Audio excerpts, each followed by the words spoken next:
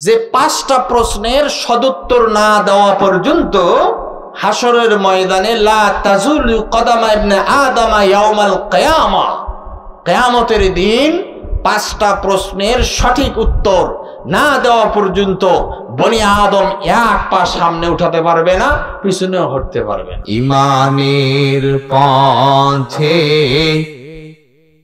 অবিচল থেকে আমার মরণ যেন হয়। ইমানের পথে অবিচল থেকে আমার মরণ যেন হয়। তোমারই কাছে মিনতি আমার, তোমারই কাছে মিনতি আমার, মহামহিম দয়াময়। ইমানের পথে অবিচল থেকে আমার মরণ যেন হয়। বলেন আমিন। একেবারে 30 পারা থেকে 99তম সূরা এর 8 বিশিষ্ট সূরার 3টি আয়াতি কারিমা তেলাওয়াত করেছি। সূরাতুল জিলজাল। জালজালা শব্দের অর্থ ভূমিকম্প। ভূমিকম্প আমরা চিনি তো সকলেই। এই গত কয়েকদিন আগেই মিয়ানমার এবং থাইল্যান্ডে 30 তলা বহুতল ভবন নিমিষেই শেষ। একটা 30 তলা বহুতল ভবনকে ধ্বংস করার জন্য মিলিয়ন বিলিয়ন ডলার বিজ্ঞান আধুনিক প্রযুক্তি ব্যবহার করে এটাকে ধ্বংস করে। মেয়াদ উত্তীর্ণ যে সমস্ত ভবন রয়েছে এটাকে সংস্কার করার জন্য ধ্বংস করে, কিন্তু আল্লাহ রাব্বুল আলামিন 1-2 সেকেন্ডে সেটা কি করে দেন? জালজালা মানে ভূমিকম্প দিয়ে কি করে দেন? ধ্বংস করে দেন। তার মানে আল্লাহর ভূমিকম্প অত্যন্ত মারাত্মক, কঠিন। আল্লাহ রাব্বুল আলামিন যেই জিনিসকে সৃষ্টি করেছেন, যেই জিনিসটা সৃষ্ট আল্লাহর সৃষ্টি, এই জিনিসটা মনে রাখবেন একদিন কি হবে? ধ্বংস হবে। ভাইরা একটু আমার দিকে মনোযোগ দেন, একটু প্লিজ করে বলবো আমার দিকে একটু খেয়াল রাখবেন মেহেরবানি করে। যেই জিনিসের সৃষ্টি রয়েছে তার মউত আছে, যার উত্থান আছে তার কি আছে? পতন আছে। আল্লাহ রাব্বুল আলামিন এই নীলিমা, এই পৃথিবী, এই সুন্দর, এই চাকচিক্যময় দুনিয়া সৃষ্টি করেছেন। এই পৃথিবীও একদিন কি হবে? ধ্বংস হবে, শেষ হয়ে যাবে। আমরা বিশ্বাস করি বা না করি, মানি বা না মানি, আমার মানায় আপনার মানায় আসে কি? কিন্তু আল্লাহ রাব্বুল আলামিন বলেন এটাকে আমি ধ্বংস করব। আল্লাহ পাক রব্বুল আলামিন এই সূরার শুরুতে বলেছেন ইযা জুলজিলাতিল আরদু জিলজালাহা, যখন জমিন আপন প্রকম্পে প্রকম্পিত হবে তখন সবকিছু কি হবে? ধ্বংস। আমার ভাইরা, এই সূরাটির আগে ফজিলত শোনেন। কোন ব্যক্তি যদি সূরাতুল জিলজাল 99তম সূরা বাড়িতে গিয়ে স্ত্রীকে বলবেন, শাশুড়িকে বলবেন, মাকে বলবেন, সূরাতুল জিলজাল যদি কোনো ব্যক্তি 2 বার তেলাওয়াত করে, এই 8 আয়াত বিশিষ্ট সূরাটি যদি 2 বার তেলাওয়াত করে, আল্লাহ রাব্বুল আলামিন তার আমলনামায় 1 খতম পবিত্র কোরআন তেলাওয়াতের সওয়াব লিপিবদ্ধ করবেন। বলেন সুবহানাল্লাহ। বলো হুজুর মন গড়া বললেন না। এই সূরাতুল জিলজালের স্ক্রিন আপনাদের যাদের টাচ মোবাইল আছে আপনারা এর শানে নজুল, এর ফজিলত সম্পর্কে সার্চ দিবেন, পেয়ে যাবেন। কোন ব্যক্তি যদি সূরাতুল জিলজাল 2 বার তেলাওয়াত করে আল্লাহ রাব্বুল আলামিন তার আমলনামায় কয় খতম? কথা বলেন না ভাই, কয় খতম? 1 খতম পবিত্র কোরআন তেলাওয়াত করার সওয়াব আল্লাহ রাব্বুল আলামিন ওই বান্দা এবং বান্দির আমলনামার ঝুলিতে লিপিবদ্ধ করে দিবেন। বলেন সুবহানাল্লাহ। এরপরে বিশ্বনবী মুহাম্মদুর রাসূলুল্লাহ সাল্লাল্লাহু আলাইহি ওয়াসাল্লামের কাছে একজন ব্যক্তি আসলেন। আসার পরে আল্লাহর নবী মুহাম্মদ সাল্লাল্লাহু আলাইহি ওয়াসাল্লামকে প্রশ্ন করলেন, ইয়া রাসূলুল্লাহ, ইয়া হাবিবাল্লাহ, আমাকে আপনি কোরআন শিক্ষা দিন। কোরআন থেকে এমন কিছু আয়াত আমাকে শিক্ষা দিন যার দ্বারা আমার সহজ হয়ে যায়। আল্লাহর নবী বিশ্বনবী মুহাম্মদ সাল্লাল্লাহু আলাইহি ওয়াসাল্লাম কয়েকটি সূরা তিনি তেলাওয়াত করার জন্য তিনি তাকে বললেন, কিন্তু এই ব্যক্তি বললেন যে আমার জিহ্বা মোটা হয়ে গিয়েছে, আমার বার্ধক্য এসে গিয়েছে, আমি তো হামিম সিজদা এবং বড় বড় যে সূরাগুলো রয়েছে এগুলো আমি তেলাওয়াত করতে পারবো না, এগুলো আমার জন্য কষ্টকর হয়ে যাবে। ওগো আল্লাহর নবী, আমাকে একটি সূরাতুল জামিআ, এমন একটি পূর্ণাঙ্গ সূরা আমাকে শিক্ষা দিন যার দ্বারা আমি আমল করতে পারি। আল্লাহর নবী বিশ্বনবী মুহাম্মদুর রাসূলুল্লাহ সাল্লাল্লাহু আলাইহি ওয়াসাল্লাম সূরাতুল জিলজাল ওই ব্যক্তিকে শিক্ষা দিলেন। ওই ব্যক্তি আগন্তুক ব্যক্তি আসলেন আল্লাহর নবী বিশ্বনবী মুহাম্মদুর রাসূলুল্লাহ সাল্লাল্লাহু আলাইহি ওয়াসাল্লামের কাছে। যখন সূরাতুল জিলজাল শুনলেন, শোনার পর তিনি চলে গেলেন। যাওয়ার পরে বললেন, আল্লাহি, আল্লাহর কসম, আমি যতটুকু আপনার কাছ থেকে শিখলাম অর্থাৎ সূরাতুল জিলজালে যা পেলাম এর থেকে এক বিন্দু বেশি করব না এবং এর থেকে কমও করব না। সুবহানাল্লাহ। এমন একটি সূরা, সূরাতুল জামিআ, সূরাতুল জিলজাল আমি আপনাদের সামনে পঠন করেছি। আল্লাহ রাব্বুল আলামিন যদি তৌফিক দান করেন, আপনারাও যদি দিলের কানে আমলের নিয়ত শ্রবণ করেন, ইনশাআল্লাহ সুম্মা ইনশাআল্লাহ আমরা উপকৃত হবই হব ইনশাআল্লাহ। আমার ভাইরা, আল্লাহ পাক রব্বুল আলামিন বলতেছিলাম যেই জিনিসকে সৃষ্টি করেছেন ওই জিনিসটা একদিন ধ্বংস হয়ে যাবে। আল্লাহ ছাড়া যা কিছু আছে কুল্লু মান আলাইহা ফান, সব শেষ হয়ে যাবে। আল্লাহ রব্বুল আলামিন বললেন, ইযা যুলজিলাতিল আরদু জিলজালাহা, এই জমিন যেদিন তার আপন প্রকম্পে প্রকম্পিত হবে, ওয়া আখরাজাতিল আরদু আসকালাহা, জমিনের অর্থাৎ ভূগর্ভে যা কিছু রয়েছে, এই মাটির তলে মাটির নিচে বিজ্ঞানরা লক্ষ কোটি কোটি মিলিয়ন বিলিয়ন টাকা ব্যয় করে প্রযুক্তি ব্যবহার করে যে সমস্ত স্বর্ণ অলংকার, কয়লা বলেন বা মানুষের মেধার বাহিরে যা কিছু আল্লাহ রব্বুল আলামিন মাটির নিচে রেখেছেন, এ সব কিছু জমিন নিজে নিজেই বের করে দিবে। সুবহানাল্লাহ। ওয়া আখরাজাতিল আরদু আসকালাহা, জমিন খবর বলে দিবে, জমিন থেকে এই ভূগর্ভে যা কিছু আছে আল্লাহ রব্বুল আলামিন বলেন সব কিছু বের হয়ে যাবে। ওয়াকালাল ইনসানু মা লাহা, সেদিন ওয়াকালাল ইনসান, মানুষেরা এরকম একে অপরকে বলতে থাকবে, ওয়াকালাল ইনসানু মা লাহা, এই জমিনের এই মাটির কি হয়েছে, তার গর্ভ থেকে সবকিছু বের হয়ে আসতেছে, তার ভূগর্ভ থেকে সবকিছু বের করে দিচ্ছে, এর কি হলো। হঠাৎ যখন দেখবে আমরা কোনো আশ্চর্যজনক জিনিস দেখলে যেমন একে অপরকে বলে থাকি যে এটা কি কারণে হলো, কি এমন হয়েছে, এরকম হলো কেন, সেরকম ভাবে মানুষ তারা একে অপরকে প্রশ্ন করবে, ইহার কি হলো, আজকে তার ভূগর্ভ থেকে সবকিছু আপনা আপনি বের করে দিচ্ছে। আল্লাহ রাব্বুল আলামিন বলেন, আল্লাহ পাক রব্বুল আলামিন বলেছেন, ইয়াউমা ইযি ইয়াসদুরুন নাসু আশতাতাল লিয়ুরাউ আমালাহুম, আল্লাহ বলেন সেদিন মানুষ বিভিন্ন দলে বিভক্ত হবে, মানুষ বিভিন্ন দলে বিভক্ত হবে। আল্লাহ পাক রব্বুল আলামিন বলেন, বিআন্না রাব্বাকা আওহা লাহা, যা হচ্ছে সব তো আল্লাহর হুকুমেই হচ্ছে, যা কিছু হচ্ছে এই মাটি থেকে বের হচ্ছে, যা কিছু স্বর্ণ রূপা অলংকার, যা মাটির নিচে খনিজ সম্পদ আছে যেগুলো ভূগর্ভ থেকে আপনা আপনি বের হয়ে যাচ্ছে, আল্লাহ বলবেন বিআন্না রাব্বাকা আওহা লাহা, তার রবের হুকুমে এরকম হচ্ছে।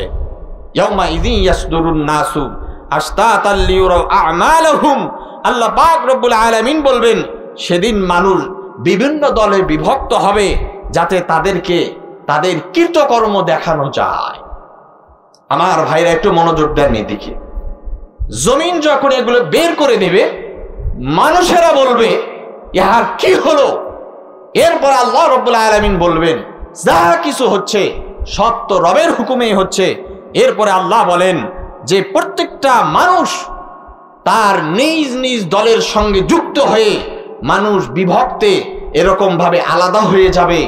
এরপরে প্রত্যেকের কৃতকর্ম যাতে মানুষের হাতে দেওয়া যায়, সে কে উপার্জন করেছে এই কর্মগুলো যাতে মানুষের হাতে দেওয়া যায়, এজন্যই মানুষ বিভিন্ন দলে বিভক্ত হবে। অমুক গোষ্ঠী তমুক গোষ্ঠী, আকন্দ পদ্মান সরকার সবাই নিজ নিজ দলে, হিন্দু মুসলিম বৌদ্ধ খ্রিস্টান প্রত্যেকটা ধর্মের মানুষেরা আলাদা আলাদা হয়ে যাবে। এরপরে আল্লাহ রাব্বুল আলামিন বলেন খুব গুরুত্বপূর্ণ কথা। আল্লাহ বলেন ফামান ইয়ামাল মিসকালা যাররাতিন খায়রান ইয়ারা। আল্লাহ বলেছেন সেদিন মানুষ যদি অনুপরিমাণ যাররা পরিমাণ যদি নেকের কাজ করে থাকে, আমার ভাইরা যদি কোনো ব্যক্তি যাররা পরিমাণ অনুপরিমাণ যদি পুণ্যের কাজ করে থাকে, এই পুণ্যের প্রতিদান আল্লাহ রাব্বুল আলামিন সেদিন দিবেন। সুবহানাল্লাহ। আমার ভাইরা, যে আমলগুলো আপনি কমপ্লিটলি ইসলামকে মেনে দ্বীনকে মেনে আপনি শিরক এবং বিদআত মুক্ত যে সমস্ত আমল আপনি করেছেন, আল্লাহ পাক রব্বুল আলামিন যেমন আপনি কোনো কিছু ভিডিও করে রাখলে আজ বাদে কাল আপনি এই জিনিসটি আবার নতুন করে দেখতে পান, ঠিক তদ্রূপ আজকের দিনে যে সমস্ত পুণ্য আপনি কামাই করবেন উপার্জন করবেন, আল্লাহ রব্বুল আলামিন হাসরের ময়দানে আমি এবং আপনাকে এরকম সিসি ক্যামেরা দিয়ে দেখাবেন। বলেন সুবহানাল্লাহ। ভালো কাজগুলো আমাদেরকে দেখাবেন, নেকের কাজগুলো আল্লাহ রাব্বুল আলামিন আমাদেরকে দেখাবেন। আজকের এই মাহফিল এটা কিসের উন্নয়ন করবে? বলেন না ভাই, কিসের উন্নয়ন করবে? মসজিদ নির্মাণ, মসজিদ উন্নয়ন প্রকল্পে আজকের এই ওয়াজ মাহফিল বলেন, তাফসীরুল কোরআন মাহফিল বলেন, যাকে আপনারা আয়োজন করেছেন, অবশ্যই নিয়ত যদি সহি থাকে মসজিদ আল্লাহর ঘর এর কাজ করার জন্যই যদি এ কাজ আপনারা করে থাকেন, এই আজিমুস শান এই আয়োজন যদি আপনারা করে থাকেন, আপনার নিয়ত যদি বিশুদ্ধ হয়, এটাও হাসরের ময়দানে নেকের পাল্লায় দেখতে পাবে ইনশাআল্লাহ। এরপর আল্লাহ রাব্বুল আলামিন বলেন ওয়ামান ইয়ামাল মিসকালা যাররাতিন শাররান ইয়ারা। যে সমস্ত মানুষেরা খারাপ কাজ করবে সেটা যদি অনুপরিমাণ হয়, সরিষার দানার থেকেও যদি ছোট হয়, দূরবীন দিয়ে যদি দেখা যায়, পাপ কাজ ছোট মনে করে আপনি করেছেন, অনেক ছোট, ন্যূনতম ছোট ধরা যায় না, দেখা যায় না, এত ছোট ছোট জিনিস মানুষের দোকানে গিয়ে একটা চিনির দানা মুখে দিলেন, একটা চাল নিয়ে মুখে দিলেন, একটা অন্যের জিনিসকে আপনি পিষে শেষ করে দিলেন, আর নিজের বিবেককে প্রশ্ন করলেন এত ছোট জিনিস আছে না? এরকম মানুষের দোকানে গিয়ে চাকার অভ্যাস আছে না ভাই? আপনারা কথা বলেন না কেন? কথা বলতে কি ভয় পাচ্ছেন আপনারা? এখানে কি কোনো অশ্লীল খারাপ কথা হচ্ছে? তাহলে কথা জবাব দিবেন আপনারা। অনেক মানুষ রয়েছে পরের জিনিস পিষে নষ্ট করে, টোকায়। ধান একজন মেপে দিছে 1 মণ, আপনি 2-3টে ধান তার অনুমতি ছাড়াই আপনি চাবালেন, নষ্ট করলেন, এটা কি তার সম্পদ নয়? এটাকে আপনি ছোট মনে করে পিষে দিলেন। পরের জিনিস সরিষার দানা পিষলেন, পরের জিনিস চাউল, দোকানে গেছেন, নেবেন না, 2টা দানা আপনি মুখে দিয়ে আপনি দাঁত দিয়ে পিষে ফেললেন, এটা কি তার সম্পদ নয়? তো আল্লাহ বললেন ওয়ামান ইয়ামাল মিসকালা যাররাতিন শাররান ইয়ারা। যদি খারাপ ছোট্ট আমলও যদি হয়, অনুপরিমাণও যদি হয়, সেটাও আল্লাহ রাব্বুল আলামিন হাসরের ময়দানে দেখাবেন। আমার ভাইরা, আসেন আমি আপনাদের সামনে সূরাতুল হজের 1 এবং 2 নং আয়াতে কারিমা তেলাওয়াত করেছিলাম। আল্লাহ পাক রব্বুল আলামিন সূরাতুল হজের 1 এবং 2 নং আয়াতে কিয়ামতের বাস্তব চিত্র, যেটা কিয়ামতের পূর্বেই যেই দৃশ্যগুলো হবে এই দুটি আয়াতে আল্লাহ রাব্বুল আলামিন তুলে ধরেছেন।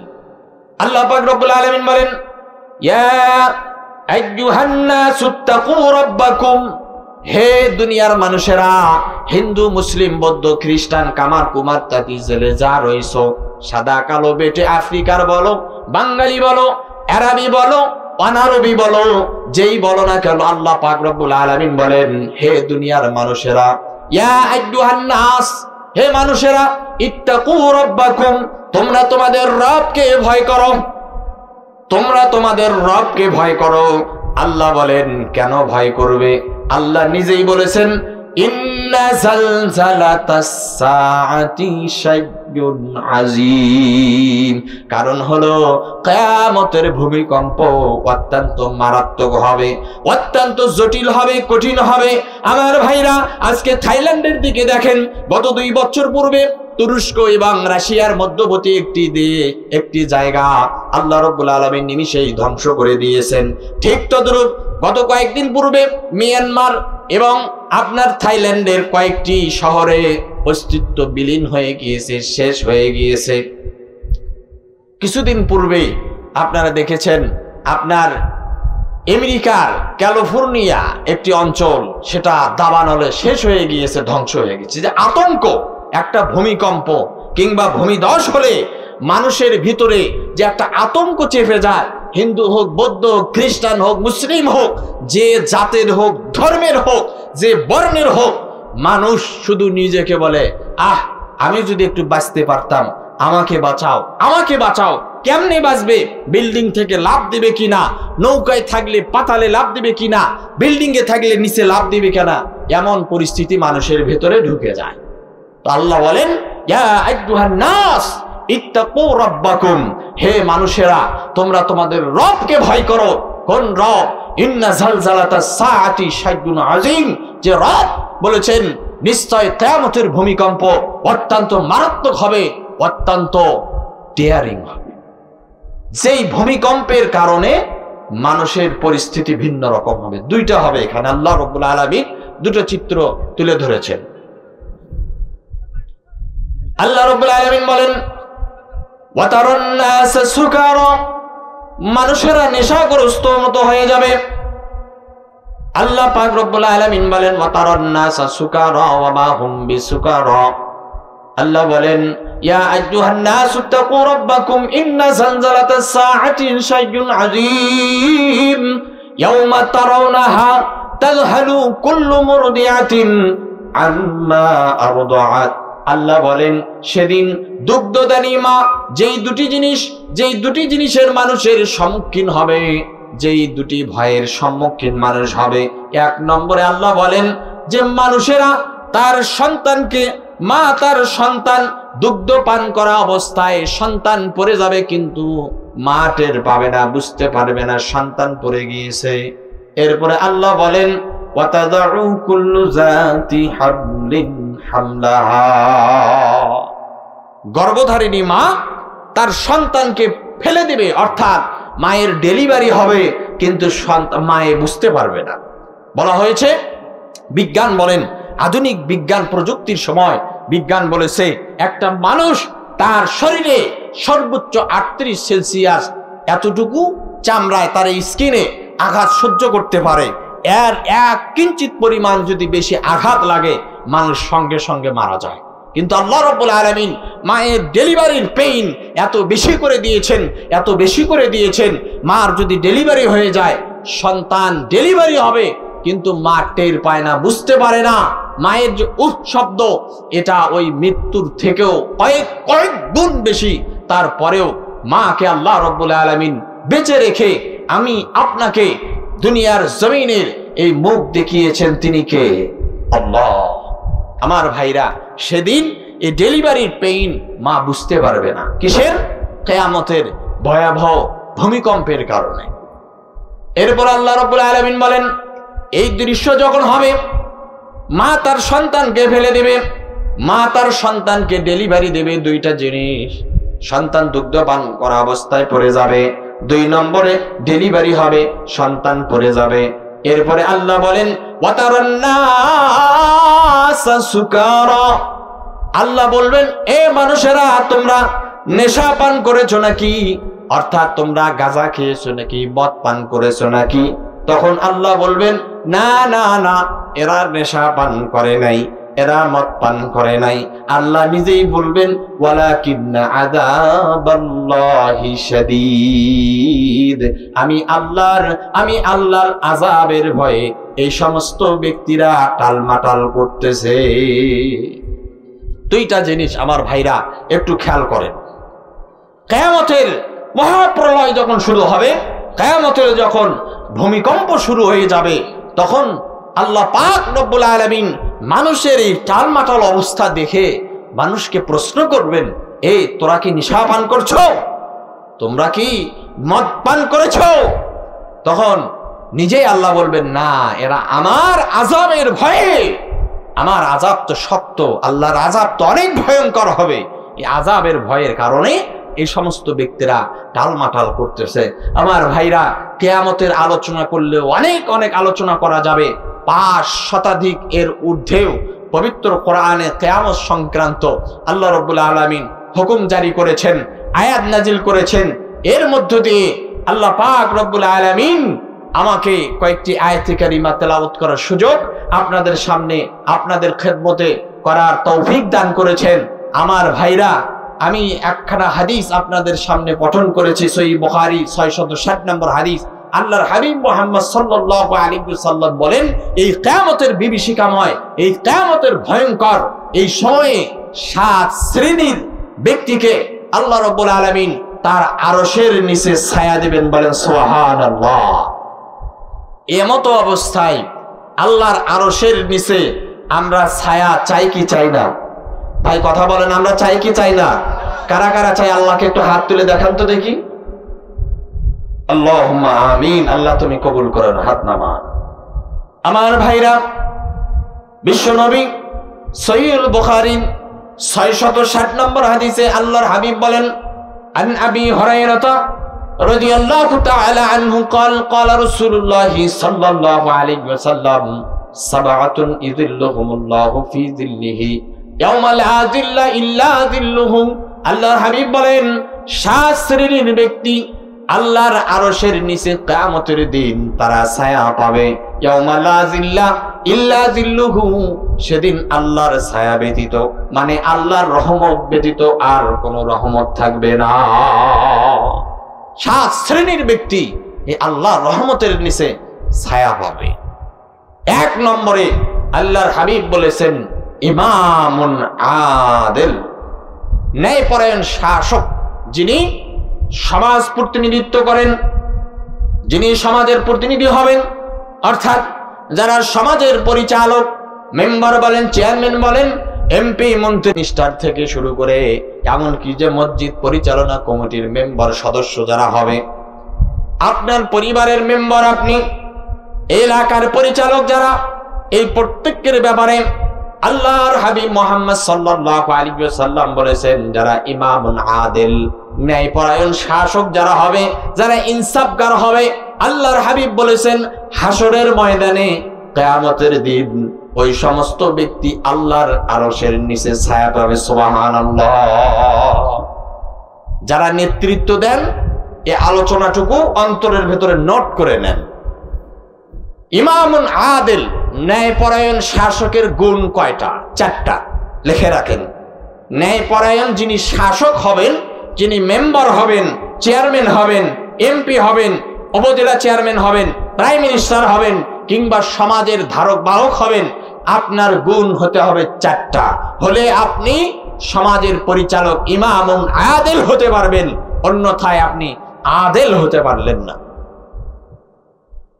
আল্লাহ পাক রব্বুল আলামিন সূরাতুল হজের 41তম আয়াতে কারিমায় এই ন্যায়পরায়ণ শাসক যারা হবে, আল্লাহর জমিনে যারা আল্লাহর দ্বীন কায়েমের জন্য, আল্লাহর দ্বীন প্রতিষ্ঠা করার জন্য আল্লাহর জমিনে যারা প্রচেষ্টা করে, যে সমস্ত ব্যক্তিরা যারা খেলাফত চায়, যে সমস্ত ব্যক্তিরা আল্লাহর জমিনে প্রতিনিধিত্ব করবে, আল্লাহ পাক রব্বুল আলামিন তাদের গুণ বৈশিষ্ট্য সূরাতুল হজের 41 নং আয়াতে তুলে ধরেছেন। 1 নম্বরে গুণ আল্লাহ রাব্বুল আলামিন বলেছেন আকামুস সালাহ। আমার ভাইরা, আমার কথা বুঝতেছেন আপনারা? 1 নম্বরে আল্লাহর আরশের নিচে ছায়া পাবে 7 শ্রেণীর ব্যক্তি। তার মধ্যে 1 নম্বরে হলো ইমামুন আদিল, ন্যায়পরায়ণ শাসক। তো ন্যায়পরায়ণ শাসক চিনব কেমনে? ন্যায়পরায়ণ শাসক যিনি, তার গুণ বৈশিষ্ট্য হবে 4টা। 1 নম্বরে তিনি আকামুস সালাত, নিজেও সালাত পড়বে, অন্যদেরকেও সালাত পড়ার জন্য উদ্বুদ্ধ করবে। নিজেও সালাত কায়েম করবে, অন্যদেরকেও পড়ার জন্য তিনি নির্দেশ দেবে। তার পরিবার পরিজন যারা রয়েছে, তার আহলিয়াল যারা রয়েছে, তাদেরকে আপনার এই সালাত পড়ার জন্য নির্দেশ দেবেন। এটা 1 নম্বরে গুণ, 1 নম্বর চরিত্র ইমামুন আদিলের। 2 নম্বরে আল্লাহ পাক রব্বুল আলামিন বলেছেন ওয়া আতাবুজ যাকাতা, যারা এই জমিনে প্রতিনিধিত্ব করবে, আল্লাহ রাব্বুল আলামিন তাদের দ্বিতীয় গুণ তুলে ধরেছেন। ওই সমস্ত ব্যক্তিরা যারা জমিনের বুকে যারা প্রতিনিধিত্ব করবে, তাদের দ্বিতীয় গুণ হবে তারা এই জমিনের ভিতরে মানুষদেরকে যাকাত দেবে, এবং যারা যাকাত নেবে তাদের সঙ্গে আলোচনা করবে, যারা যাকাত দিবে তাদের সঙ্গে আলোচনা করবে, উভয়ের সঙ্গে আলোচনা করে নিজেও যাকাত দেবে এবং তাদেরকেও যাকাত দেওয়ার উদ্বুদ্ধ করবে। সমাজকে যাকাত, একটা যাকাত ভিত্তিক অর্থনৈতিক একটা কার্যক্রম চালু করবে। আল্লাহ পাক রব্বুল আলামিন বলেছেন যারা এই জমিনের খলিফা হবে, জমিনের প্রতিনিধিত্ব করবে, তাদের 2 নং গুণ হবে তারা যাকাত দেবে। 3 নম্বরে গুণ আল্লাহ পাক রব্বুল আলামিন বলেছেন তা'মুরুনা বিল মা'রুফ, এরা সৎ কাজের আদেশ দিবে। 4 নম্বর গুণ হলো ওয়া নাহাউ আনিল মুনকার, অসৎ কাজ থেকে মানুষকে ফিরাবে, অসৎ কাজ থেকে মানুষদেরকে ফিরাবে। আমার ভাইরা আসেন, 1 নম্বরে গুণ হলো তারা সালাত কায়েম করবে, 2 নম্বরে তারা যাকাত দেবে, 3 নম্বরে তারা সৎ কাজের আদেশ দিবে, 4 নম্বরে অসৎ কাজ থেকে মানুষদেরকে ফিরাবে। এই 4টা গুণ যেই সমস্ত ব্যক্তির ভেতরে থাকবে, তিনি হলেন ইমামুন আদিল, ন্যায়পরায়ণ শাসক। এটা আল্লাহর ওয়াদা। যেই ব্যক্তি ন্যায়পরায়ণ শাসক হবে, তার উপকার কি, তার ফজিলত কি? বিশ্বনবী মুহাম্মদ সাল্লাল্লাহু আলাইহি ওয়াসাল্লাম বলেছেন, হাদিসে পাকের মধ্যে এসেছে, যেই ব্যক্তি ন্যায়পরায়ণ শাসক হবে, হাসরের ময়দানে আল্লাহ রাব্বুল আলামিন কিয়ামতের দিন আল্লাহ ডান পাশে তাকে জ্যোতির মেম্বারে বসে সম্মানিত করবেন। সুবহানাল্লাহ! এত বড় সম্মান তাকে আল্লাহ রাব্বুল আলামিন প্রদান করবেন। মেম্বারকে, চেয়ারম্যানকে, আপনার ওয়ার্ড ভিত্তিক যারা প্রতিনিধিত্ব করতেছেন বা করবেন বা করে আসছেন, আপনি যদি ইমামুন আদিল হন, তাহলে আল্লাহ রাব্বুল আলামিন আপনার এই চরিত্র বৈশিষ্ট্যের কারণে আল্লাহ পাক রব্বুল আলামিন হাসরের ময়দানে আপনার এই ফজিলতগুলো দেবেন। আমার ভাইরা, 1 নম্বরে আকামুস সালাহ, 2 নম্বরে আতাবুজ যাকাত। এখন যাকাতকে আমরা ভিক ভান্ডার বানিয়েছি।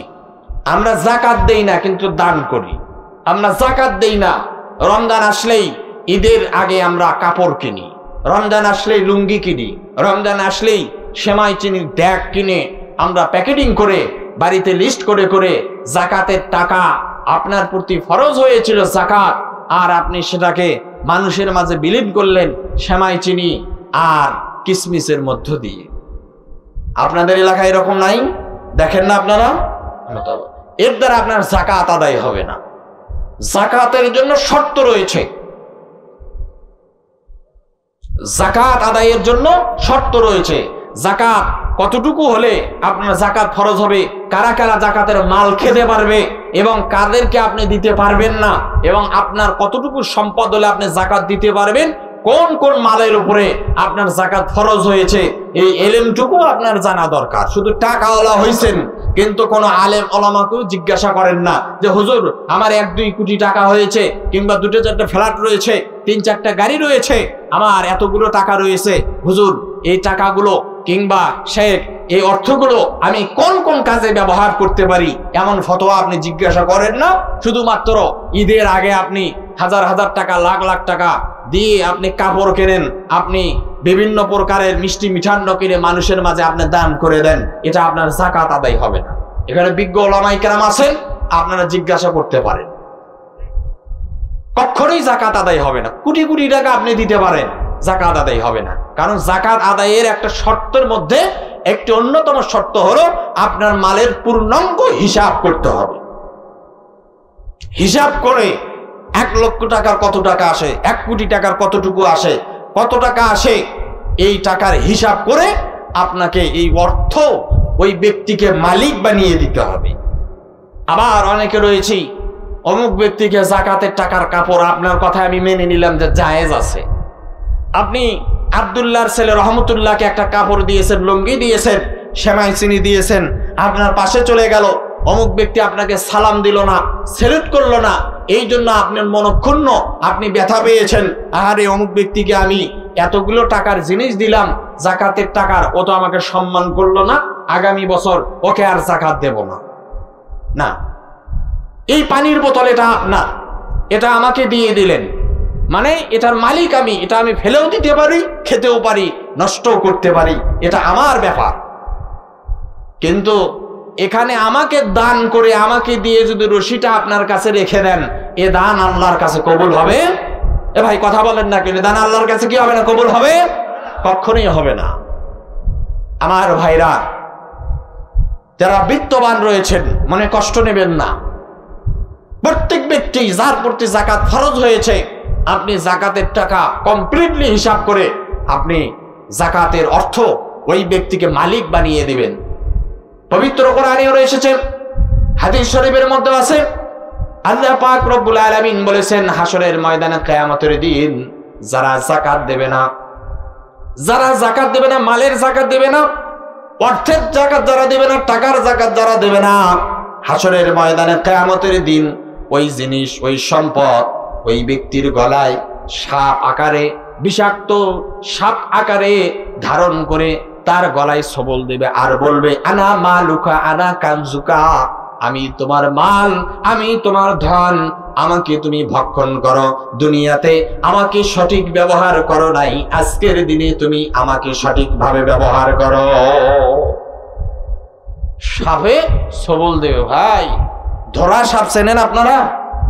ধরা সাপ দেখলেই আমিও লাভ দেই। সাপরিয়ার বাবেরও ক্ষমতা নাই সাপকে তার যে বশীকরণ বলেন বা মন্ত্র বলেন, তন্ত্র মন্ত্র ছাড়া সিস্টেম আকারেও ধরতে পারবে না। এটা আমাদেরকে একটা ম্যাজিক দেখায়। কারণ সাপকে খেলা করার জন্য আল্লাহ রাব্বুল আলামিন বানান নাই। সাপ ভয়ের জিনিস, আর এই বিষাক্ত সাপ, হাদিসের মধ্যে এসেছে, এই সাপের বিষের কারণে তার মাথায় টাক পড়বে।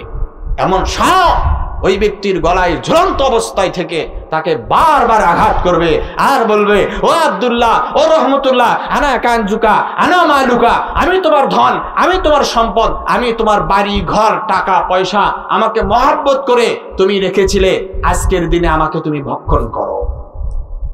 এই জন্য যারা আমরা সমাজ প্রতিনিধিত্ব করব, যারা সমাজ পরিচালনা করব, যাকাতের টাকা আমরা হিসাব করে গরিব মিসকিন অসহায় যারা রয়েছে, সূরাতুত তাওবা 60 নং আয়াতে আল্লাহ রাব্বুল আলামিন 8টি খাত দিয়েছেন, এই 8টা খাতে আমরা সঠিক ব্যবহার করব ইনশাআল্লাহ। আল্লাহ রাব্বুল আলামিন আমাদেরকে সঠিকভাবে যাকাত দেওয়ার তৌফিক দান করেন, বলেন আমিন। সমাজটা যদি যাকাত ভিত্তিক হয়ে যায়, কেউ খাবে কেউ খাবে না, কেউ পাবে কেউ পাবে না, এমনটা হবে না। কেউ 10 তলায় কেউ 22 তলায় থাকবে, এমনটা হবে না। সবাই সুন্দরভাবে সেই সোনালী যুগের মতো এই আমার সোনার বাংলা হয়ে যাবে। পুরো পৃথিবী যদি অর্থভিত্তিক সুন্দর, যদি যাকাত ভিত্তিক যদি অর্থনীতি হয়, তাহলে সমাজের ভেতরে কোনো ব্যক্তিকে আর ছোট চোখে দেখার কোনো অবকাশ নাই। চাচার কোটি কোটি টাকা, ভাতিজা অটো চালায়, এমন খান্ডাস আছে না? গ্রামের ভেতরে কোটি কোটি টাকার মালিক, শহরে বন্দরে 2-4টা ফ্ল্যাট রয়েছে, কিন্তু ভাতিজা খাবার পায় না। অসুস্থ চাচা চাচি রয়েছে, তাদেরকে দেখার মতো তৌফিক হয় না। আজকে যদি তার কোটি কোটি টাকার কোটি কোটি টাকা জাকাত আসবে। এই জাকাতের টাকা যদি তার এলাকার ভেতরে গরিব গোরাবাকে দেয়, মসজিদ মক্তব মাদ্রাসায় যে যে খাতে দেওয়া যাবে এগুলোতে যদি সঠিক ব্যবহার করে, বলেন তো দেখি ওই সমাজে আপনার একটা মাদ্রাসা করার জন্য মানুষের কাছে হাত পাতানো লাগবে? পাতানো লাগবে না। আপনার জাকাতের টাকাই আসে 1-2 লাখ টাকা, 4-5 লক্ষ টাকা আসে। আপনি জাকাত দেন না, ঈদের আগে আপনি মানুষকে দেখানোর জন্য আপনি 100-200 শাড়ি লুঙ্গি নিয়ে এসে মানুষকে দেখান যে অমুকের ছেলে এবার কাম বানাইছে। আল্লাহ রাব্বুল আলামিন আমাদেরকে মাফ করুন, বলেন আমিন। আমাদেরকে দিনের সহি বুঝ দান করুন, বলেন আমিন। আমার ভাইরা, সামনে বলবো যতটুকু সময় পাই। তাহলে 1 নম্বরে বললাম ইমামুন আদিল, ন্যায়পরায়ণ শাসক, যিনি আল্লাহর আরশের নিচে ছায়া পাবে। তো ন্যায়পরায়ণ শাসকের গুণ বললাম 4টা, সূরাতুল হজের 41 নং আয়াতে আল্লাহ রাব্বুল আলামিন উল্লেখ করেছেন।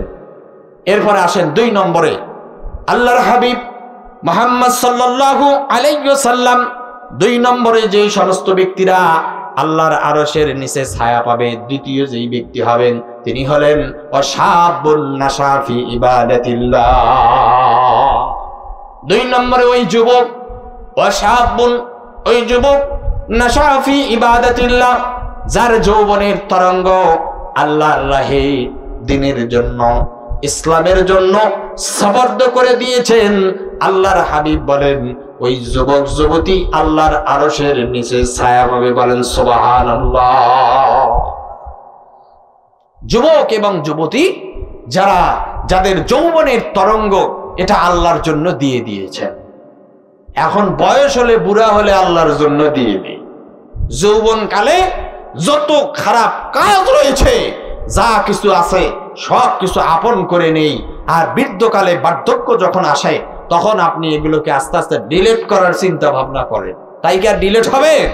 কারণ মোবাইলে যদি ভাইরাস ঢুকে যায়, আপনার ফরম্যাট মারলেও কি ফরম্যাট হয়? এ ভাই আপনারা বোঝেন না? যারা মোবাইল চালান বা এই সমস্ত ফোন যারা ব্যবহার করেন জানেন, মোবাইলে যদি সঠিক ভাইরাস ঢুকে যায়, এই মোবাইল আর কাজ করে না, হ্যাং মারে। তো যৌবন কালটা আপনি আকাম কুকামে নষ্ট করে দিয়েছেন, আপনার যৌবনকে শেষ করে দিয়েছেন। বৃদ্ধকালে যদি আপনি আল্লাহর কাছে, যখন আপনার কিছুই করতে পারেন না, সে সময়ে আপনার তওবা কি করবেন? আপনি জেনে বুঝে যৌবনটাই নষ্ট করলেন।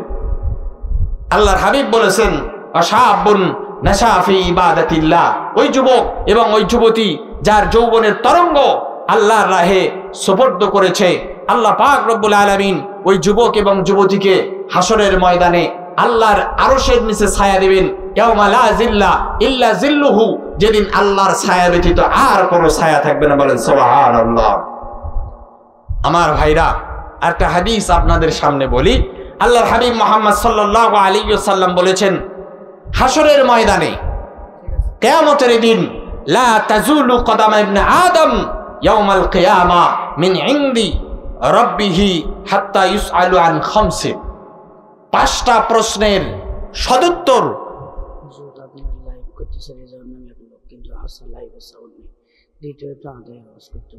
আচ্ছা আচ্ছা, দ্বিতীয় নম্বর যে কথাটি বললাম যুবকদের ব্যাপারে, আমার ভাইরা, বিশ্বনবী মুহাম্মদ সাল্লাল্লাহু আলাইহি ওয়াসাল্লাম বলেছেন যে 5টা প্রশ্নের সদুত্তর না দেওয়া পর্যন্ত হাসরের ময়দানে লা তাজুলু কদামা ইবনে আদম ইয়াউমাল কিয়ামা, কিয়ামতের দিন 5টা প্রশ্নের সঠিক উত্তর না দেওয়া পর্যন্ত বনি আদম 1 পা সামনে উঠাতে পারবে না, পিছনেও হটতে পারবে না। 1 নম্বরে আল্লাহর হাবিব মুহাম্মদ সাল্লাল্লাহু আলাইহি ওয়াসাল্লাম বলেছেন আন উমরিহি ফিমা আফনা, যেই জীবনকে তুমি এত ভালোবাসো, যেই জীবনকে তুমি এত মায়া করো, মহাব্বত করো, মশাই খাবে মশারির তলে থাকো, মশারির মধ্যে ঘুমাও, রোদে পূর্বে ছাতা ব্যবহার করো, এসি ব্যবহার করো। আল্লাহর হাবিব মুহাম্মদ সাল্লাল্লাহু আলাইহি ওয়াসাল্লাম বলেছেন আন উমরিহি ফিমা আফনা, তোমার এই জীবন, তোমার এই বয়সটা যেটা 1 থেকে 60 বছর 70 বছর পর্যন্ত হায়াত পেয়েছো, এই হায়াতের জিন্দেগি তুমি কোন কাজে ব্যয় করেছো? তাহলে 1 নম্বর পেলাম, হায়াত সম্পর্কে জিজ্ঞাসিত হবে। 2 নম্বরে আল্লাহর হাবিব বলেন, বিশ্বনবী মুহাম্মদ সাল্লাল্লাহু আলাইহি ওয়াসাল্লাম বলেছেন, ওয়া আন শাবাবিহি ফিমা আবলা। 2 নম্বরে আল্লাহর হাবিব বলেন, মানুষের জীবনের হিসাবের পরে যেই জিনিসটি জিজ্ঞাসিত হবে সেটা হলো যৌবনকাল। যৌবনকাল, এই যৌবনকাল কোন কাজে তুমি ব্যয় করেছো, এই ব্যয়ের কথা আল্লাহ রাব্বুল আলামিন তার কাছে সঠিক উত্তর না পাওয়া পর্যন্ত কোন ব্যক্তি তার পা সামনে নিয়ে যেতে পারবে না। কবি বলেছেন, দরজওয়ানি তওবা করদান শিওয়ায়ে পয়গম্বরি অক্তি পীরি গরজে জালেম মিশাওয়াদ পরহেজগার। যৌবনকালে সিংহ বাঘ, তার যে হুঙ্কার, এই বাঘের সঙ্গে তুলনা দেওয়া হয়েছে। দরজওয়ানি তওবা করদান শিওয়ায়ে পয়গম্বরি, পয়গম্বরদের সুন্নত যৌবনকালে তওবা করা, যৌবনকালে আল্লাহর ইবাদত করা নবীদের সুন্নত। আর বৃদ্ধকালে তওবা করা এটা হলো ওই বাঘ যার কোনো শক্তি বল ক্ষমতা নাই, ধরার সুযোগ নাই, আপনার ভেতরে নফসানি খাইশাতি নাই, আপনি খারাপ কাজ করার চিন্তা ভাবনাই আপনার মনের ভেতরে আসে না, তাহলে আপনি কি করবেন? হিজরাকে যদি আপনি জিনা ব্যভিচারের ওয়াজ করেন তাহলে কাজে আসবে? কারণ ওর ভেতরে তো ওই যে একটা জিনিস রয়েছে আল্লাহ রাব্বুল আলামিন দিয়েছেন, সেই জিনিসটাই তার ভেতরে নাই। এই জন্য যৌবনকাল আল্লাহর কাছে অনেক গুরুত্বপূর্ণ। এরপরে নবীজি মুহাম্মদ সাল্লাল্লাহু আলাইহি ওয়াসাল্লাম বলেন যে 3 নম্বরে প্রশ্ন হবে, ওয়া মালিহি মিন আইনা ইকতাসাব, তোমার সম্পদ কিভাবে তুমি উপার্জন করেছো, সম্পদ কোন কাজে কিভাবে উপার্জন করেছো, এবং ওয়াফিমা আনফাকা, এটা ব্যয় কিভাবে করেছো। এটা ট্যাবলেট বিক্রি করে তোমার সম্পদের পাহাড় করেছো, নাকি হালাল উপার্জন করে তোমার সম্পদ গড়েছো? তোমার এই সম্পদ আবার সিনেমা হল নির্মাণ করার জন্য তুমি কি ব্যয় করেছো? কোথাও যাত্রা হবে কিংবা মাসব্যাপী আপনার মেলা হবে, যেই মেলার মধ্যে বিভিন্ন নায়ক নায়িকা এসে আপনার নৃত্য নাট্য তারা পরিবেশন করবে, এমন কাজে তুমি তোমার এই অর্থ ব্যবহার করেছো, নাকি আল্লাহর ঘর মসজিদ নির্মাণের জন্য ব্যবহার করেছো, নাকি সরাইখানা, নাকি মক্তব মাদ্রাসা নির্মাণ করার জন্য, অসহায় বৃদ্ধ বৃদ্ধা বয়স্ক যারা রয়েছে তাদের খেদমতে তোমার সম্পদ ব্যবহার করেছো? 4 নম্বর প্রশ্ন হবে এটা। 5 নম্বরে আল্লাহর হাবিব বলেন, ওয়ামাযা আমিলা ফিমা আলিমা।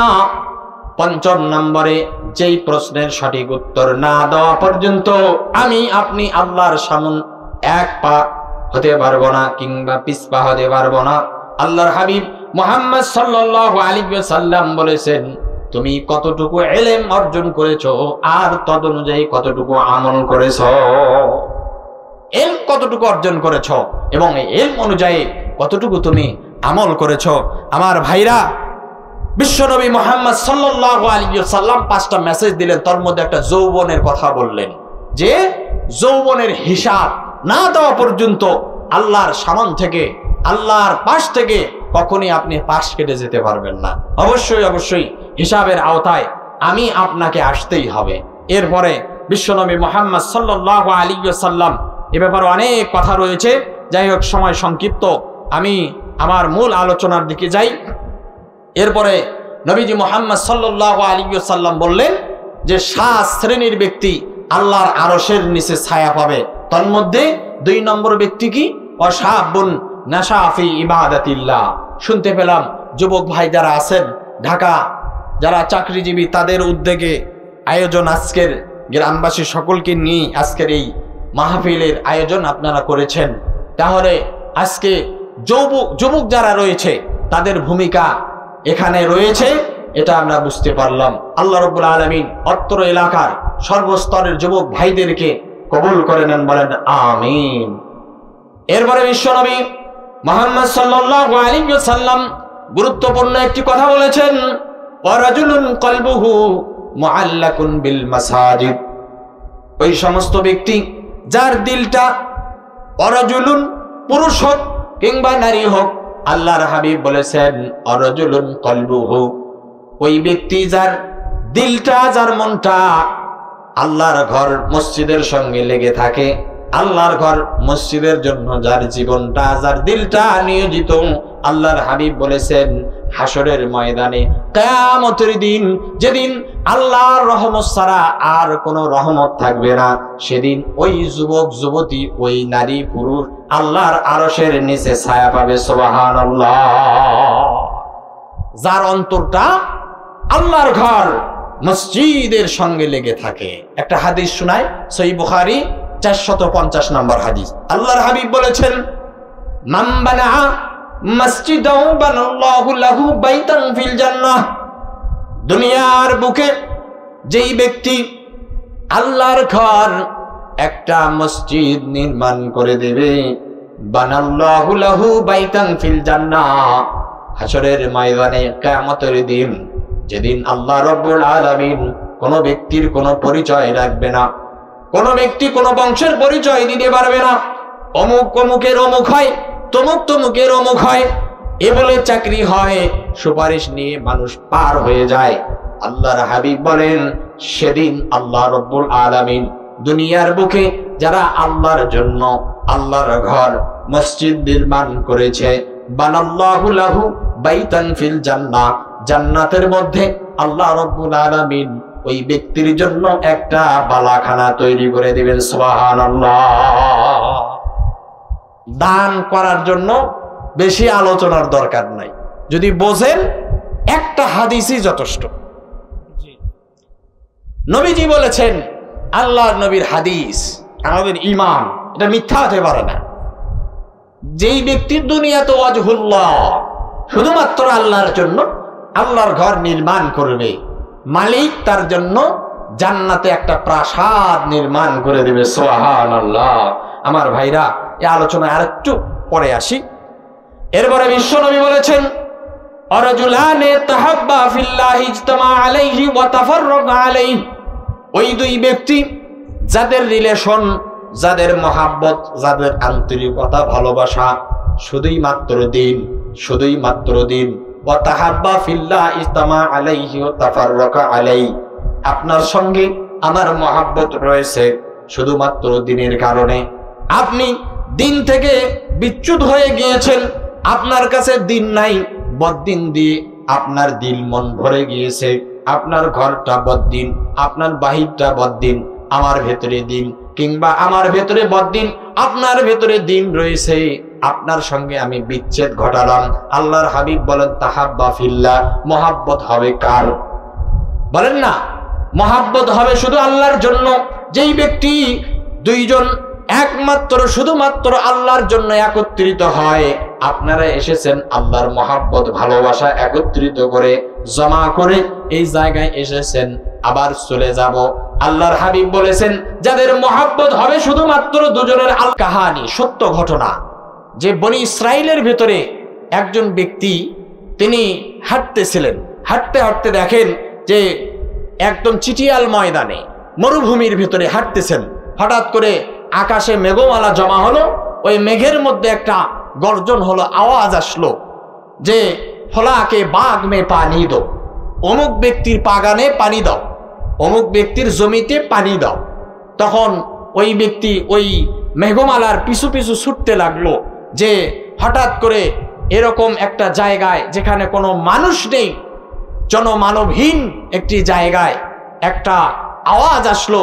এটা কিসের আওয়াজ? যেটা মেঘের মধ্যে থেকে আসলো।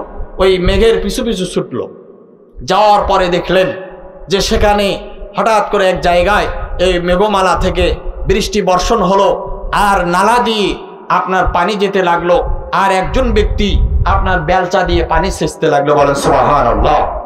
পানি সেচতেছেন, সেচার পরে ওই ব্যক্তি যিনি ওই মেঘমালার পিছু পিছু হলেন, তিনি ওই ব্যক্তিকে জিজ্ঞাসা করলেন, হে আব্দুল্লাহ, হে রহমতুল্লাহ, যে আমি আপনাকে একটা প্রশ্ন করব। বলে কি প্রশ্ন? যে এই চিটিয়াল ময়দানে, এই মরুভূমির ভেতরে যেখানে কোনো মানুষ নেই, সেখানে আমি দেখলাম আকাশেও মেঘ নেই, হঠাৎ একটা মেঘমালার পিছনে আমি ছুটলাম, তোমার নাম ধরে ওই মেঘের মধ্যে উচ্চারণ হলো, অমুকের বাগানে পানি দাও, অমুকের জমিনে পানি দাও, এর কারণ কি? তখন তিনি বললেন যে আব্দুল্লাহ ভাই রহমতুল্লাহ, আপনি যখন জেনেই গেলেন আমার আসল ভেদ, তাহলে শোনেন আমার এই আমলের কথা, আমি কি আমল করি। তখন তিনি বললেন, এই জমিন থেকে যে শস্য পয়দাওয়ার হয়, উৎপাদিত শস্যকে আমি 3 ভাগ করি। বলেন তো কয় ভাগ? 3 ভাগ করি। 1 ভাগ শস্য আমি নিজের জন্য রেখে দেই, আরেক ভাগ শস্য আমার ওই জমিতে পুনরায় আবার ধান বলেন, গম বলেন, যাই বলেন, এটা চাষাবাদ করার জন্য আমি 1/3 রেখে দেই, আরেক ভাগ এটা আমি আল্লাহ রাস্তায় দান করে দেই। সুবহানাল্লাহ। ওই ব্যক্তি বললেন, আল্লাহর কসম করে বলি, আমি মনে হয় আল্লাহ পাক রব্বুল আলামিন তোমার এই কারণেই তোমার শস্যের মধ্যে বারাকাত দান করেন, এবং এই কারণেই মনে হয় মেঘের মধ্যে আল্লাহ রব্বুল আলামিন তোমার প্রতি খুশি হয়ে এই প্রতিদান আল্লাহ পাক রব্বুল আলামিন আপনাকে দিয়েছেন।